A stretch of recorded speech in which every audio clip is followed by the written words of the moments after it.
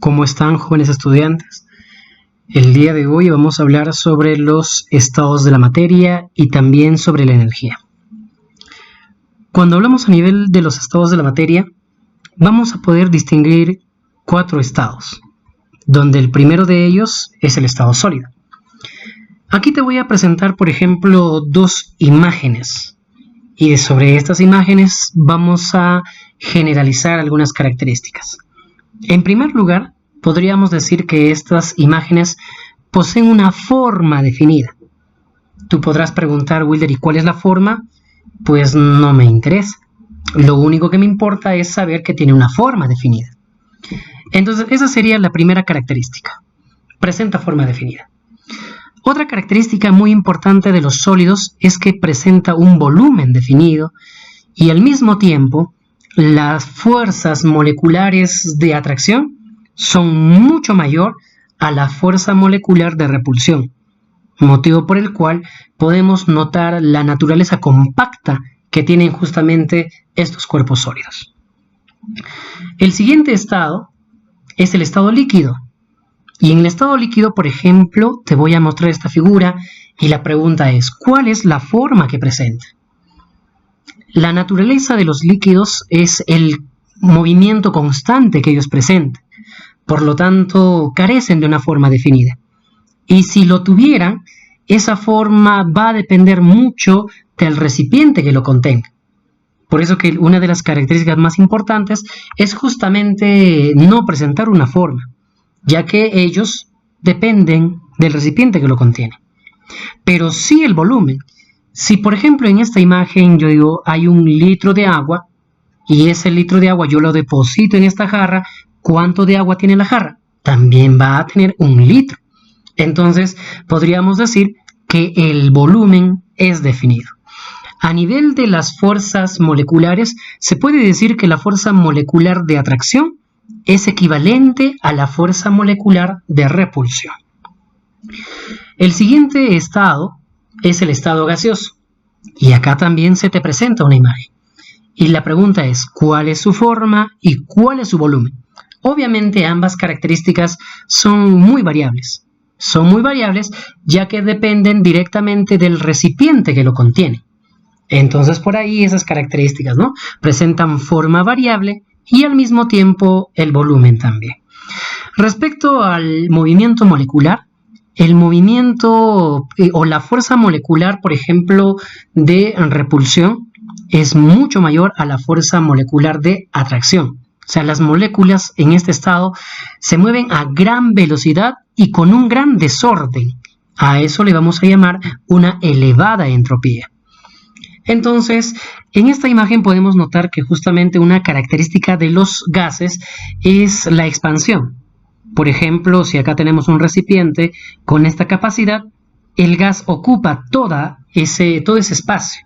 En cambio, si podemos por ahí darle más espacio al gas, el gas también va a tener que ocupar este mayor espacio. Entonces, esa propiedad es una propiedad de expansión que justamente es característico de los gases. Acá podemos observar el desorden molecular. Fíjate lo compacto que pueden ser las moléculas en el estado sólido. En el líquido como que ya existe una equivalencia entre la fuerza de atracción y la fuerza de repulsión. Están en equilibrio.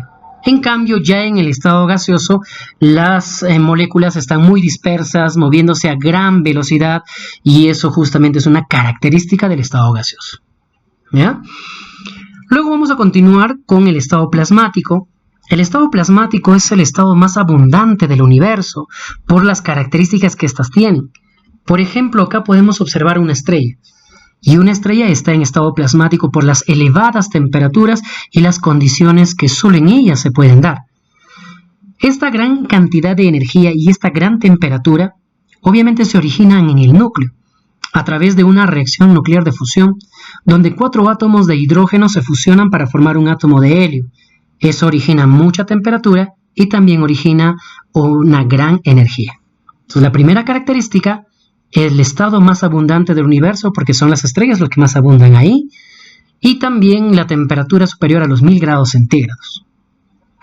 Cuando hablamos a nivel del estado plasmático, no es otra cosa que el gas ionizado, y se denomina iones aquellos átomos que hayan tenido la capacidad de ganar o perder electrones por diferentes fenómenos, ya sea por el aumento de la temperatura, por acción de la electricidad, por acción del magnetismo, por acción de algunas reacciones obviamente nucleares. Uno de los ejemplos más didácticos es justamente la lámpara de Nikola Tesla, esta lámpara que es muy interactiva y que ustedes pueden observar en esta imagen. La lámpara de plasma de Nikola Tesla, el estado plasmático. Wilder, y en el territorio nuestro, en el planeta Tierra, ¿existe estado plasmático? Pues sí, podemos notar estado plasmático, por ejemplo, en una de las capas atmosféricas. Y de las más características tenemos a la ionosfera, conocido también como la termósfera, cuyos átomos están altamente ionizados y a grandes temperaturas. Luego de ello vamos a hablar sobre los cambios de estado, y para eso vamos a distinguir 3 estados muy importantes. Por ejemplo, el estado sólido, el estado líquido y el estado gaseoso. Vamos a considerar para estos ejercicios o para estos ejemplos que sea todo agua. Agua en estado sólido, agua en estado líquido y agua en estado gaseoso. ¿Cómo se denomina el cambio físico? Porque recordemos que acá todos son cambios físicos. El cambio físico que va del estado sólido al estado líquido. A eso se le va a denominar fusión. Del estado líquido al estado gaseoso, vaporización. Y esto se da por el aumento de la temperatura. O sea, el aumento de la temperatura va a tener como consecuencia que pase del estado sólido al estado líquido y del líquido al estado gaseoso. El proceso inverso se da por una disminución en la temperatura. Y acá vamos a tener, por ejemplo, el cambio del estado del gaseoso al líquido, que se denomina licuación. Luego tenemos el cambio que va del estado líquido al estado sólido, que se va a denominar solidificación. Pero Wilder, yo he visto y he escuchado también que existen cuerpos que van del estado sólido al estado gaseoso. Y ahí, por ejemplo, vamos a poder considerar la sublimación directa. Y un ejemplo de esta sublimación directa es la naftalina. Esa bolita blanca de olor irritante y picante que mamá le pone a la ropita para evitar que la polilla obviamente se las coma. Esa, por ejemplo, es un cuerpo que va directamente del estado sólido al estado gaseoso sin pasar por el estado líquido. El proceso inverso se denomina sublimación inversa. Y acá vamos a tener, por ejemplo, el hielo seco. Y en el hielo seco nos vamos a dar cuenta que son cuerpos a tan bajas temperaturas que al leve contacto con el agua automáticamente congelan el aire que se encuentra a su alrededor. O sea, son cuerpos cuyas temperaturas son realmente bajas. Ahí tenemos los cambios de estado en la naturaleza. Ahora vamos a hablar sobre la energía. Pero no vamos a hablar de cualquier tipo de energía, sino vamos a hablar de la energía de Albert Einstein, en el cual considera y hace una relación equivalente entre la masa y la energía. Y a esta relación nosotros la vamos a poder conocer como la teoría de la relatividad, donde se puede observar esta ecuación muy famosa, donde la energía es igual a la masa por la velocidad de la luz al cuadrado. Si hay un cuerpo con una masa y esta masa es capaz de alcanzar velocidades tan grandes como de la luz, automáticamente son capaces de poder producir grandes cantidades de energía. Ahí tenemos la teoría de la relatividad de nuestro amigo Albert Einstein. Luego vamos a tener algunas unidades. Esta energía se puede calcular, por ejemplo, en joules, que por cierto es la unidad en el Sistema Internacional de Medidas. Pero si yo quiero que la energía me salga en joules, es importante esclarecer 2 datos con respecto a la masa y con respecto a la velocidad de la luz. Si yo quiero trabajar en joules, la masa tiene que estar en kilogramos. Y si yo quiero trabajar justamente en joules, la velocidad de la luz tiene que estar en metros por segundo. ¿Y cuánto, Wilder, es la velocidad de la luz en metros por segundo? Es 3 por 10 a la 8 metros por segundo. Sin embargo, también puedo trabajar en ergios. Pero si yo quiero que mi energía esté en ergios, también tengo que considerar su masa y su velocidad de la luz. La masa expresada en gramos y la velocidad de la luz en centímetros por segundo.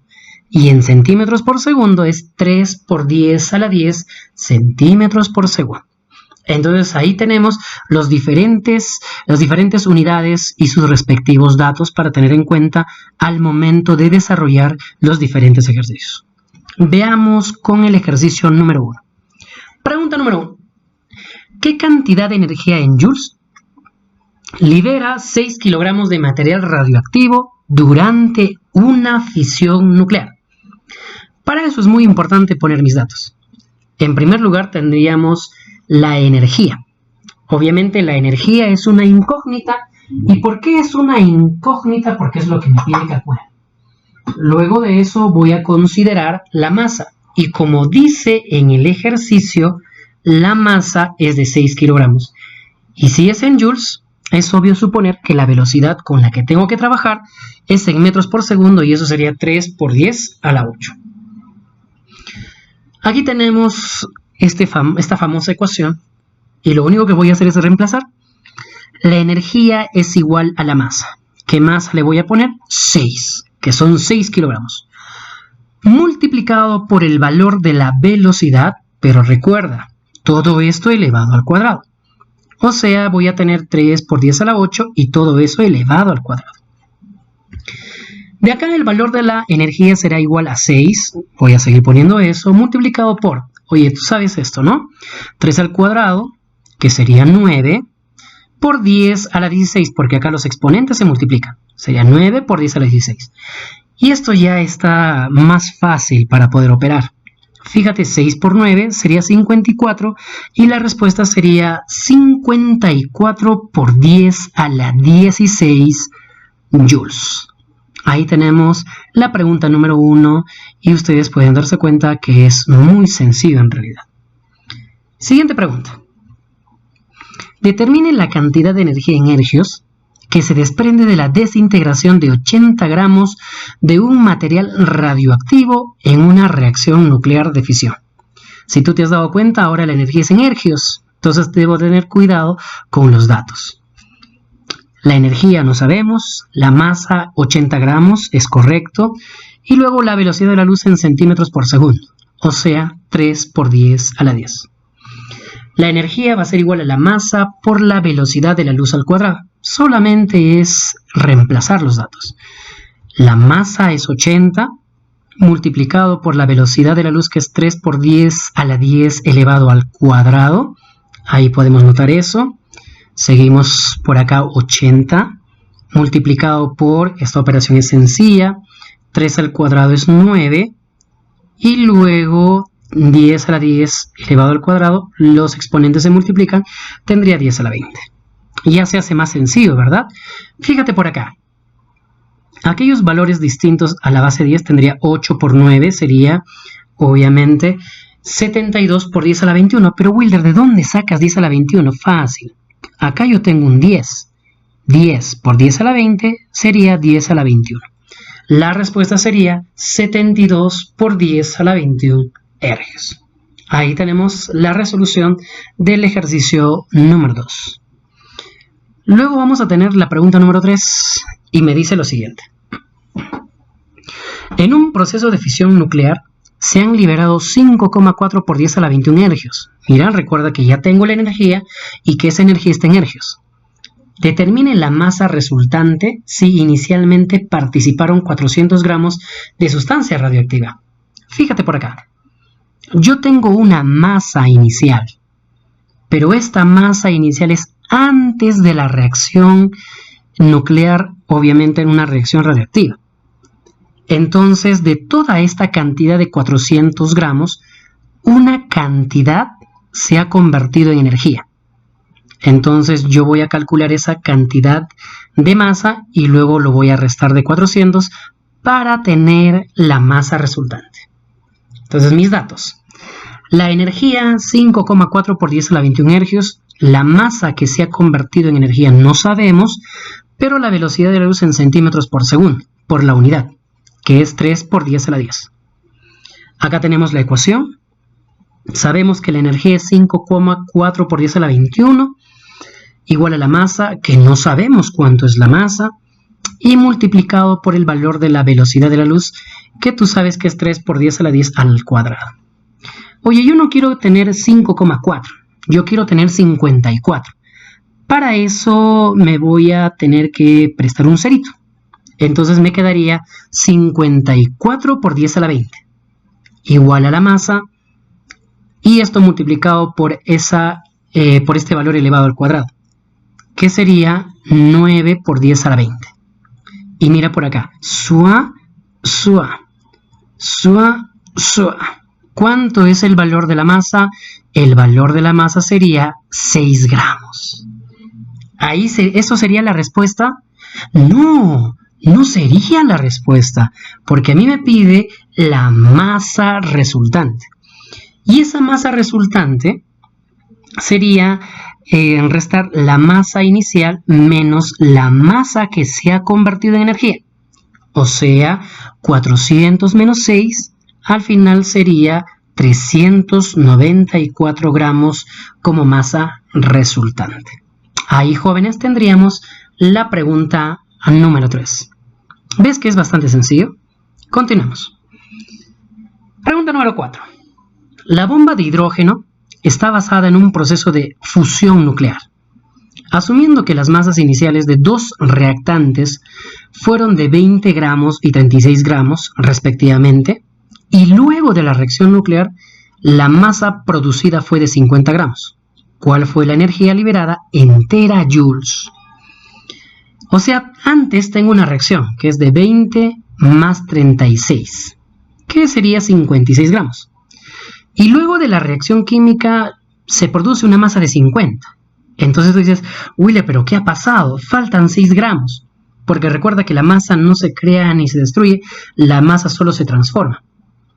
Acá yo tengo 56 y acá tengo 50. Ah, fácil. Significa que esos 6 que falta se ha convertido en energía. Es por eso que en mis datos yo pongo lo siguiente. La energía no sabemos, porque eso es lo que me pide calcular.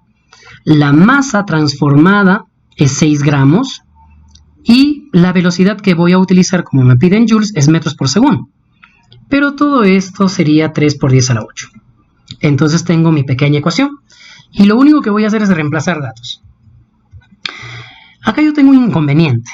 Si tú te has dado cuenta, la masa para trabajar en joules debe ser en kilogramos. Entonces yo tengo que encontrar una equivalencia. Y la equivalencia es justamente eso. 6 por 10 a la menos 3 kilogramos. Porque recuerda que el kilo es equivalente a 10 al cubo. Y con 10 a la menos 3 prácticamente se cancelaría. Multiplicado por el valor de la velocidad de la luz, que sería 3 por 10 a la 8, pero todo eso elevado al cuadrado. Seguimos operando. Acá tendríamos 6 por 10 al cubo, multiplicado por 9 por 10 a la 16. Ahora esta ecuación lo voy a copiar en la parte superior para seguir resolviendo. Y fíjate, bases iguales con exponentes con signos contrarios, tengo que restar. Entonces eso es justamente lo que voy a hacer. 6 por 9 sería 54, pero 54 por 10 a la 13. Porque 16 menos 3 sería 13 a nivel de su exponente. Entonces, ahora digo, ¿ya habré encontrado la respuesta? Todavía no encontré la respuesta porque a mí me piden terajoules.